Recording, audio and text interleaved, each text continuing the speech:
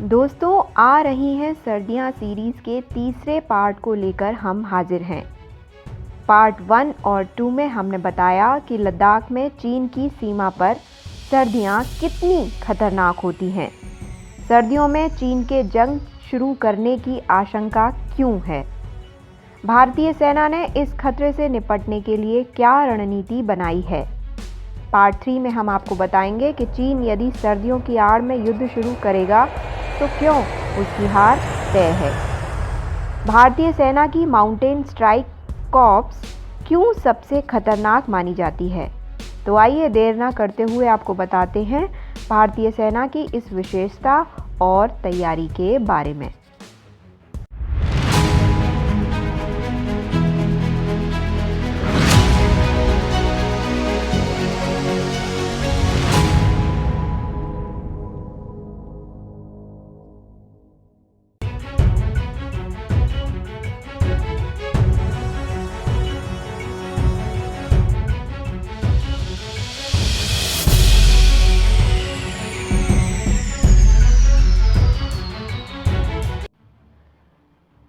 रक्षा विशेषज्ञों के मुताबिक सर्दियों में जंग के खतरे से निपटने के लिए माउंटेन स्ट्राइक कॉर्प्स को तैनात किया जा रहा है।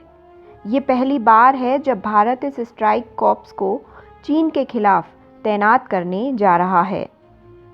सेना ने वर्ष 2014 में इस 17 माउंटेन स्ट्राइक कॉर्प्स की शुरुआत की थी। इसमें नए हथियार, एयर डिफेंस और इंजीनियर्स ब्रिगेड्स को लद्दाख से अरुणाचल प्रदेश तक तैनात किया जाना है। इसमें करीब 90,000 सैनिकों को शामिल किया जाएगा। जानकारों के मुताबिक पहले ये पूरा ऑपरेशन 2021 तक होना था, परंतु अब इसे अत्यधिक तेजी से आगे बढ़ाया जा रहा है।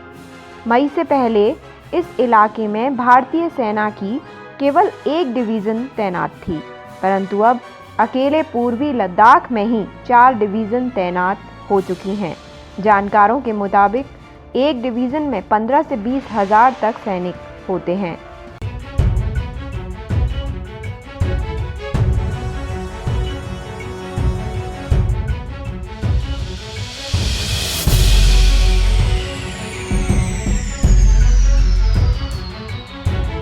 लद्दाख में चीन से सटी लंबी सीमा है।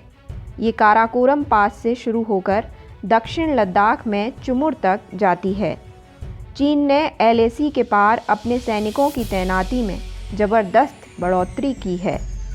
सर्दियों में काराकोरम पास से लेकर दौलत बेग ओल्डी डेपसांग प्लेन, गलवान घाटी, पेंगोंग झील, डैम चौक, कोयल और चुमुर तक हर जगह से घुसपैठ की आशंका है।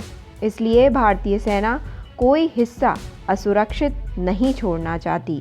माउंटेन स्ट्राइक कॉर्प्स की रणनीति में विध्वंसक हथियारों की तैनाती भी शामिल है।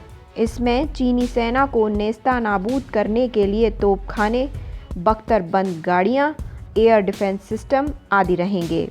इसके अलावा अग्नि सीरीज़ की nuclear ballistic missile, fighter jets, tank और सुपर मिसाइल छोड़ने वाला ब्रह्मोस भी शामिल बताया जा रहा है।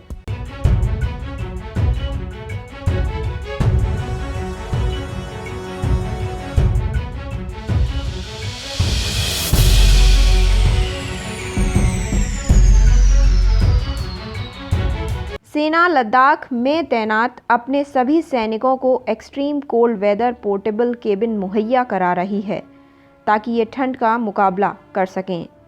भारतीय सेना ने जो सैनिक तैनात किए हैं सभी को पहले अच्छे तरीके से एक्लेमेटाइज किया गया है, यानी उनको धीरे धीरे ऊंचाई वाले क्षेत्रों में पहुंचाया गया है, जिससे उनका शरीर सर्दियों के हिसाब से खुद को ढाल ले। ज़्यादातर सैनिक पहले से ही सियाचिन और पूर्वी उत्तरी लद्दाख में तैनात रह चुके हैं। सर्दियों में लंबे समय तक ये मोर्चे पर डटे रहने के लिए दिमागी और शारीरिक रूप से तैयार हैं। दूसरी तरफ चीन ने अपने सैनिकों को मैदानी इलाकों से लद्दाख में तैनात किया है। ये ऊंचाई वाले इलाकों और कड़कड़ाती ठंड के आदी नहीं हैं। वहीं चीन के सैनिक अनिवार्य भर्ती कार्यक्रम के तहत केवल 2-3 साल के लिए सेना में आए हैं। ऐसे में उनके अंदर देश प्रेम की भावना बहुत कम होती है, परंतु भारतीय सैनिक अपनी मर्जी से सेना ज्वाइन करते हैं। वह अपनी देश की रक्षा के लिए जान लुटाने का जज्बा रखते हैं। यानी चीन ने कोई दुस्साहस किया तो उसे भारतीय सेना के शौर्य से पराजित होना पड़ेगा।